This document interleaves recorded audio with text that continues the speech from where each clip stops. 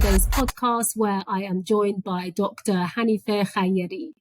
Dr. Khayyeri is the Vice President of the Research Institute for Sweden. However, she joins me now in her personal capacity as a women's rights and human rights advocate. Hanifeh, thank you so much for joining me. Thank you so much for having me. Thank you, Azada. Hanifeh, you were born in London, I understand, and after the Iranian Revolution of 1970.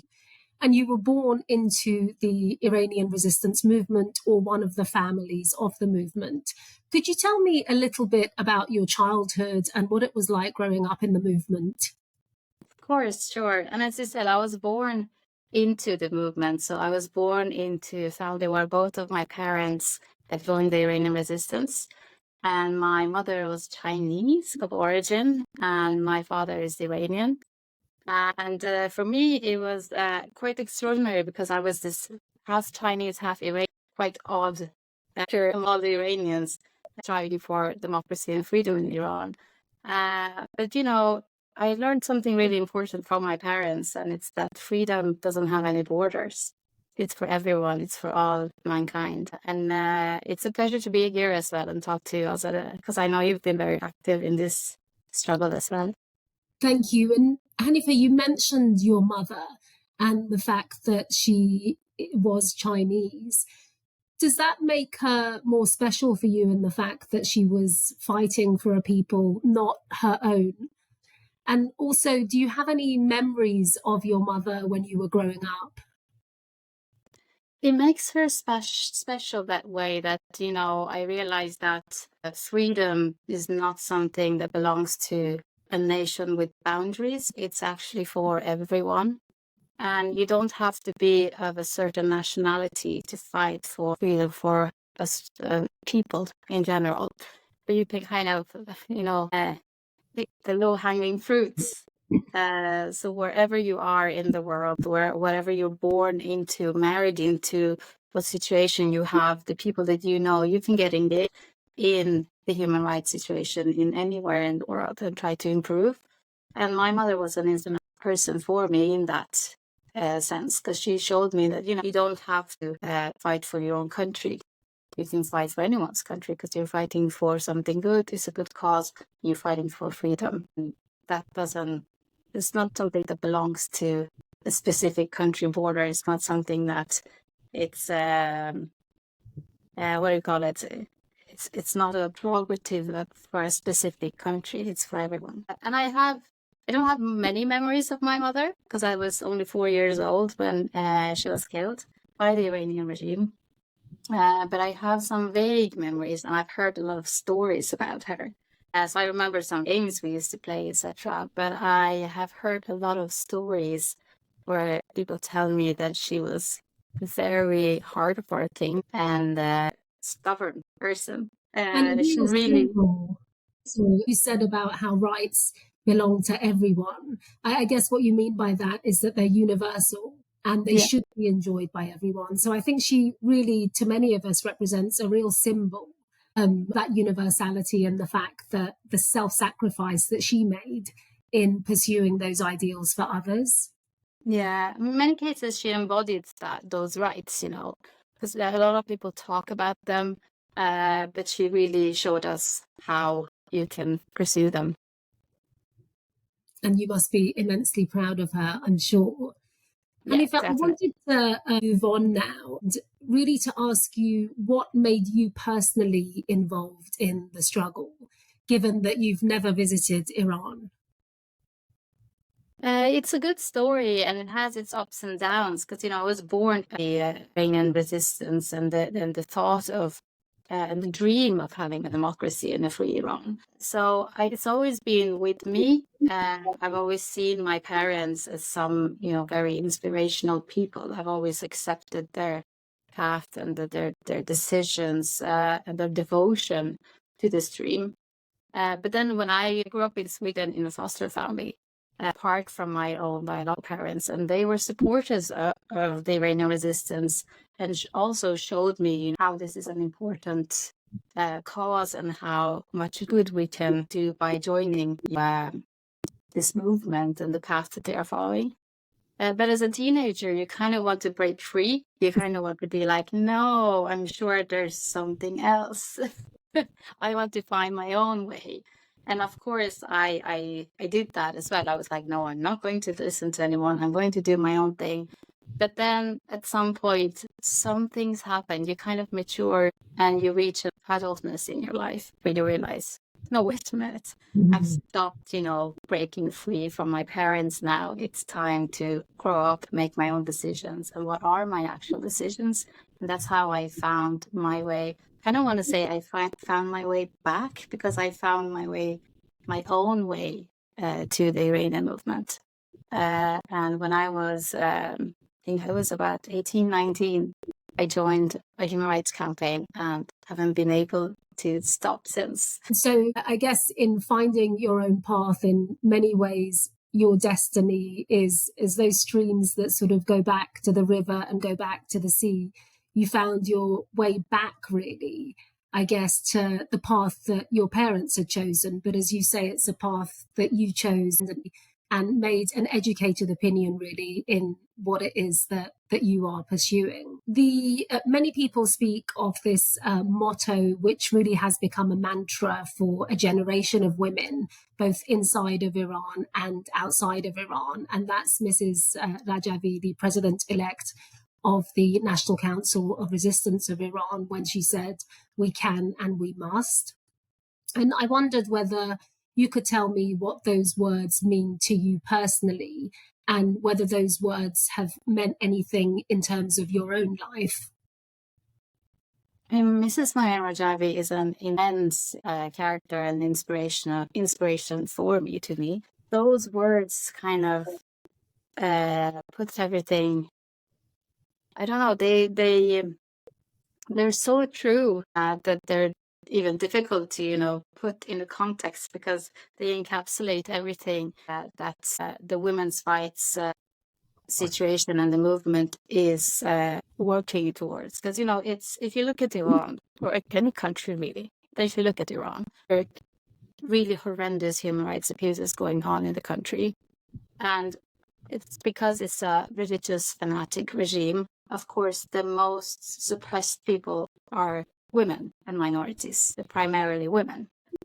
And they make out 50% of the population. So they are also an enormous threat to the regime. And because they are such an enormous power, and they are the biggest people they're fighting the most in this kind of regime that is ruling the country, there really isn't any alternative for women than we can and we must. And these words really, they tell the whole story. If we want to have freedom and democracy, there is no other option, because we must and we can, and we can and we must, So I think these words that she uses really true to the essence of the struggle for women's rights in Iran, but also really everywhere in the world. Because we have it 100% equality in any country, and women's rights is an issue globally, and these words echo. Hanifeh, you mentioned the role of women, not only in the resistance movement, but I'm sure you're also very well aware of the fact that it was women and youth that were leading the national uprising that took place only 2 years ago in Iran. What's your view on the leadership from the Iranian resistance, and also the leadership of women at these demonstrations and rallies in Iran? Well, I think they're extremely brave. You have to be brave to put yourself out in the front line that they are in. They are leading all these protests and demonstrations. They are showing the way. They are organizing the entire movements. And even people who really don't have a political opinion, but they're just like unhappy with the current situation in Iran. They want to say something. They follow these women on the streets. And it requires a tremendous amount of strength and bravery to be able to do this, because it was also like it's not in Sweden that this is happening. It's in a society where women have been suppressed for the past 40 years, and they are considered to be half the value of a man. They're not even allowed to walk the streets without having, some kind of male authority accompanying them or giving them the right to walk the streets. And it's in that kind of society that these women are in the forefront, leading the protests, leading the demonstrations, getting everyone joining the same slogans and the chants to topple the regime. And it's incredible. And women in the resistance movement, what has been your experience of the leadership that women take in the movement? It's the same, actually, there, the amount of, bravery that it takes there as well. Because they also have to put us in the front. They are being faced with a lot of prejudice on the other side. They are a lot of the women in the leadership that I have met. I have met in the Western countries, in Europe, in the US, etc. And they are met with a lot of prejudice from the Western countries because they have veils. They're constantly questioned, about their veils, about their clothing. Why are you wearing a veil? Why are you dressed as a Muslim when you have the freedom not to be, as if that's, and when you have the freedom in a democratic country not to wear a veil? And they see them as almost backward thinking because they choose to wear the veil. But that takes a lot of bravery, I think, to wear the veil and constantly remind the world, actually, that Islam doesn't have to be what it is that Iran is trying to portray Islam as, and that the veil and Islam itself is a weapon for them to show that there is another path. It's not them against Islam or Islam against them. This is about the Iranian regime's atrocities and the fundamentalism ideology that is underlying the entire regime in Iran. And that takes, courage and leadership.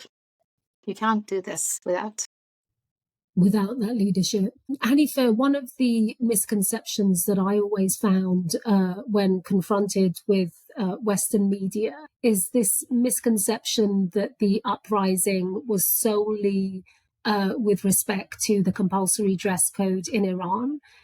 What are your views on that misconception, and what is it that the Iranian people were taking to the streets for, indeed?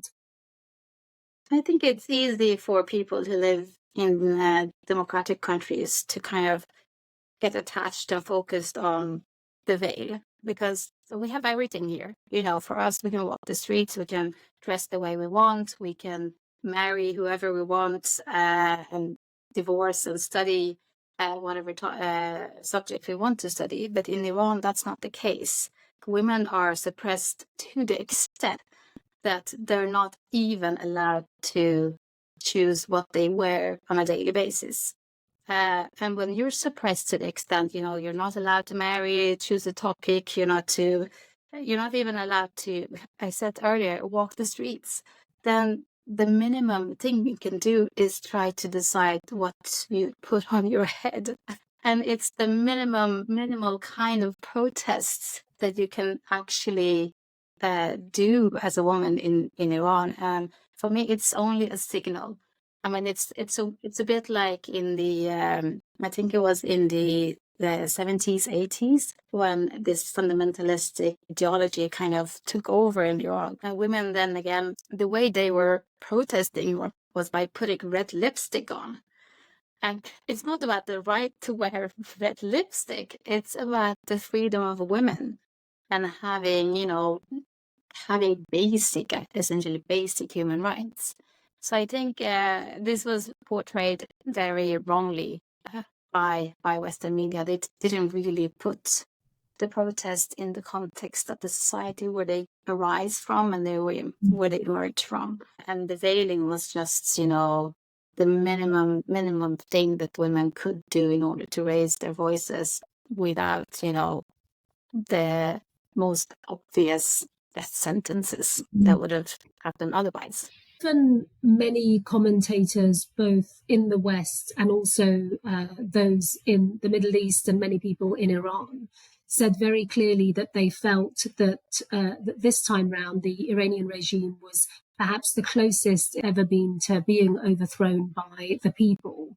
What would you say, in your educated opinion, hampered that movement and really stopped it in its tracks? Are there any indications to you as to what went wrong?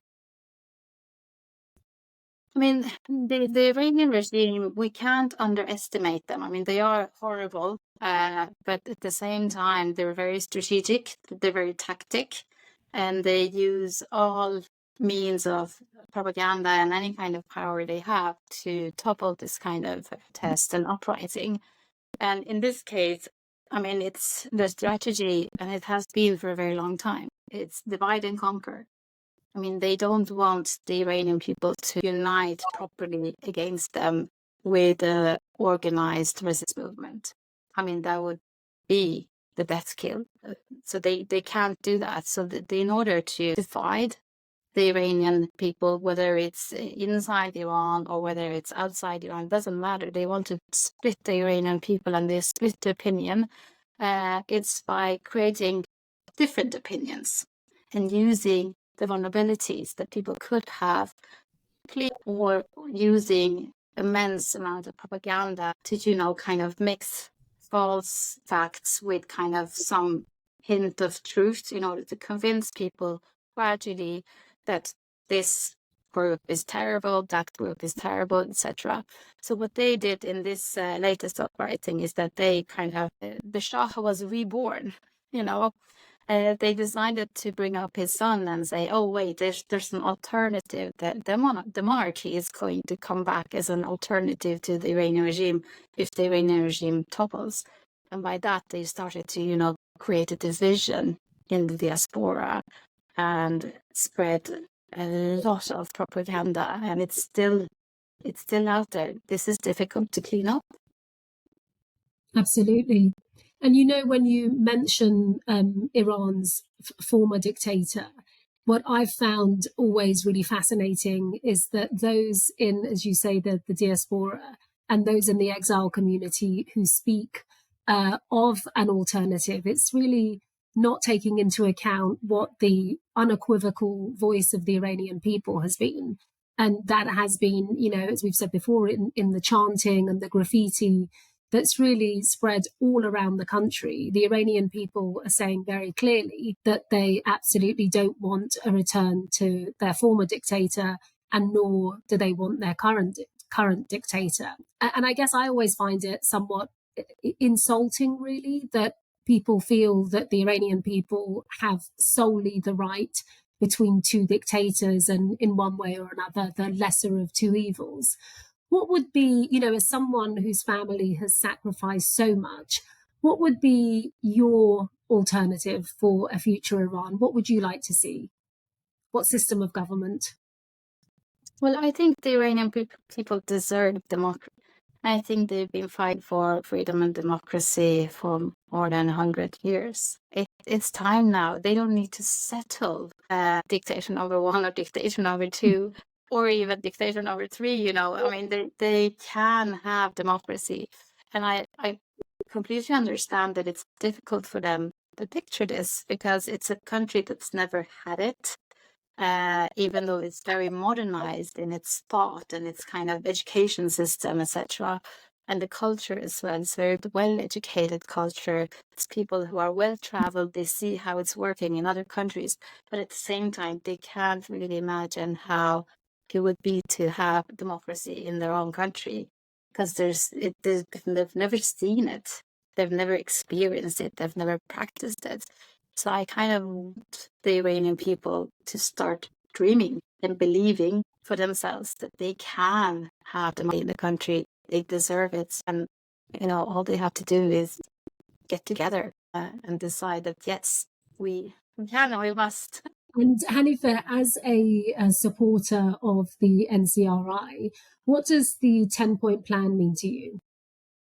I think the 10-point plan is quite crucial for actually being able to install democracy in the country. Because I think as soon as you remove, you've seen it historically in a lot of countries, as soon as you remove any kind of ruler that has been there for a long time, for example, dictatorship, it becomes a void. People, it becomes a chaos when it becomes a void. And in that kind of void and chaos, it's an extremely vulnerable situation for any country that their struggle for freedom could be hijacked.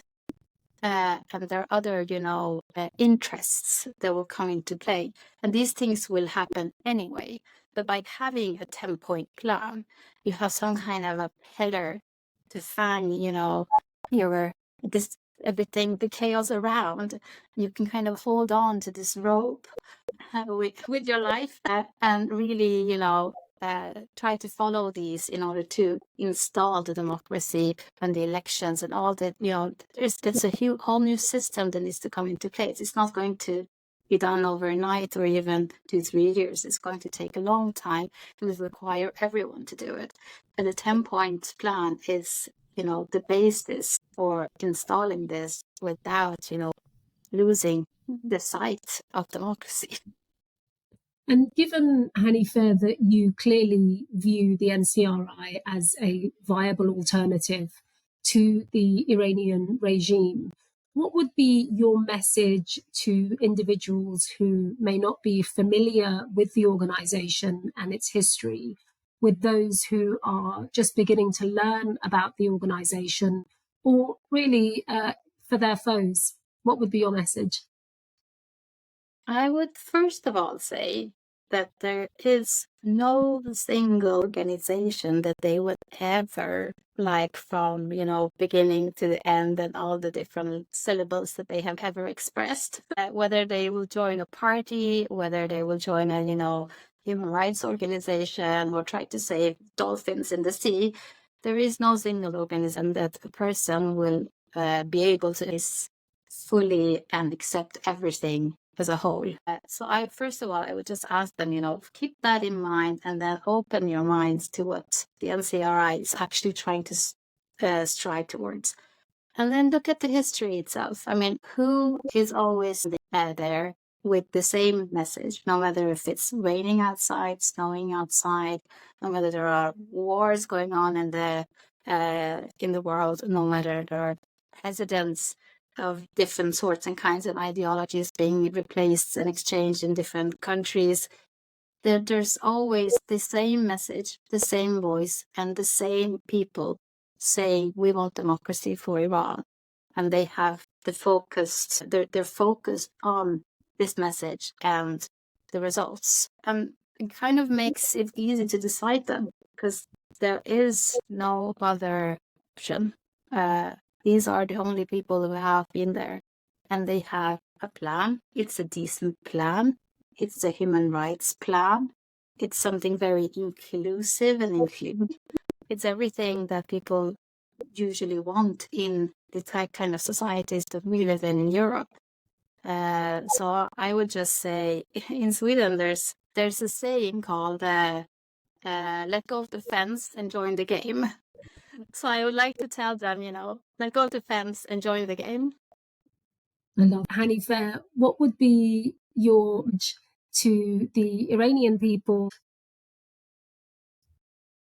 My message to the Iranian people would be, don't ever give up. People are here for you also outside of Iran. There is a whole movement trying to do their best both inside and outside of Iran for your freedoms. Please join them. It's the only way. It has to come from you guys in Iran. You have to topple the regime. Hanifeh, are there any values that you have learned from the Iranian resistance, and have those values in any way permeated into your own personal life? Absolutely. So I've been working with the Iranian resistance and many people from the resistance in many different types of campaign throughout the years, and we've met together. We've met a lot of different types of people throughout these years. And something that they have taught me in a very, very positive way is that the way they see on human beings, like each individual, with a very, very positive outlook. They never judge a human being by appearances, the situation that they are speaking to them in, the position that they are holding, or even, what they are saying sometimes. Because sometimes people can be quite rude and unnice when they don't want to hear what you have to say, etc. But the Iranian resistance and the people that I have met, they have always seen their perspective. They have always decided to, whatever situation that they end up in, to see, okay, what happened on that person, the receiver's perspective. Why is that person saying this? What's the motivation behind it? What are the other factors that could play in for a person not to be nice, so that they keep viewing them as a very, very positive human beings? And this kind of very positive outlook of people is something that I try to translate to my life when I meet people on a daily basis. Because as a manager, I have to manage people. I have to speak to a lot of people. And sometimes they also don't say nice things. And you kind of have to, remember that I've seen much worse, and keep in mind that you can have a positive outlook on people no matter what they say or what happens, because there's some kind of perspective and story and history behind that behavior. People don't mean anything bad. They are not evil. Everyone are really nice. And this kind of really nice way of viewing humans and people that around you in society is something that I have been learning from by working with the Iranian resistance. It's been very valuable for me. And Hanifeh, I always think that it's really extraordinary, given that this is an organization and a people who really for some 60 years now have been subjected to so much misinformation and disinformation and judgment, that I find it extraordinary that, as you say, their value system is such that there's this incredible positivity and also this non-judgment that you speak of. And finally, Hanifeh, I'd just like to ask you to use 3 adjectives to describe the Iranian resistance and your experiences with its members, and also why you choose those words. It's always difficult to describe things with 3 words, but I think something that describes them very well is trustworthy, hardworking, and devoted. And the reason I've decided to select trustworthy, for example, is that from my experience, I've always been able to go to the resistance and ask them questions, difficult questions. And they have always given me a very straight answer. It hasn't been that they're kind of trying to give me a diplomatic answer or, making me go away because I'm being uncomfortable. So they are, for me, trustworthy because they don't shy from the difficult questions and the difficulties and the complexities in the world. A lot of the questions that are revolving around, the Iranian resistance, human rights, the situation in Iran, and the politics around it, or even politics, in Europe, and how they are, the policies that they have for Iran. It's complex. Often we want simple answers. There are usually no very simple answers. And for me, the trustworthiness is it's key. Because when you have that, and they have, you can come very, very far. The other word I chose was hardworking. Oh my God, I've never seen such hardworking people in my entire life. If anyone in the world thinks that they are working hard at work, they haven't seen the Iranian resistance. It's crazy. I mean, I've seen people, sleeping on the bus for 20 minutes, and then they wake up and say like, well, that was it. We can go back to work. That's all the sleep I had. They are extremely hardworking, and they plan everything thoroughly to optimize their day to be able to work even harder. I've never seen such discipline anywhere else in my life. So I think that describes them extremely well. And then, of course, devotion. I mean, there's no organization and people like the people in this organization who have devoted and sacrificed everything in their life for the dream of democracy and freedom in Iran. So I think devotion is the essence of the Iranian resistance.